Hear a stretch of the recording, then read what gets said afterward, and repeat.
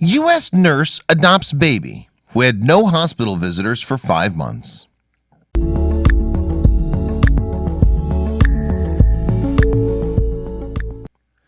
After a tumultuous start to life, baby Giselle and her mom Liz Smith, a nurse from Massachusetts, have a new beginning. Brown-haired, blue-eyed baby Giselle, also from Massachusetts, had a rather rough start to her life. After being born prematurely with neonatal abstinence syndrome, due to her birth mother's use of heroin, cocaine, and methadone while pregnant, the infant was transferred to Franciscan Children's Hospital in Brighton, a little after she turned 3 months old. Giselle weighed just under 2 pounds when she was born in July of 2016 and required transfer due to the specialized care needed for her lungs, as well as needing nutrition through a feeding tube.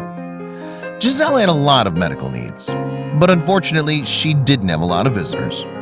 In fact, in the 5 months the baby Giselle was at Franciscan Children's Hospital as a ward of the state, she didn't have a single visitor. Until one day an unofficial visitor changed everything.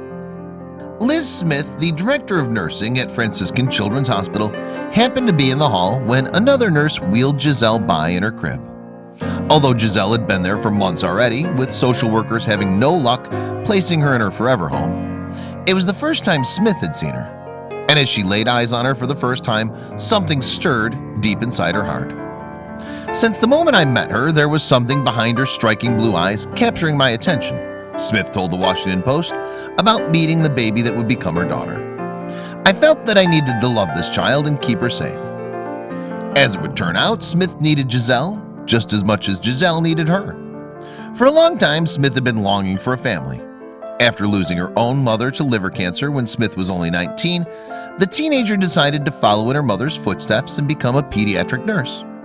Described as a natural nurturer, Smith wished to not only honor her mother by serving others, but hoped to recreate the loving and fun environment in which her own mother had raised her.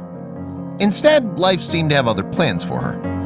When motherhood didn't happen for her and in vitro fertilization proved to be too expensive, her insurance didn't cover it, the 45-year-old nursing director instead threw herself into loving and nurturing her 14 nieces and nephews.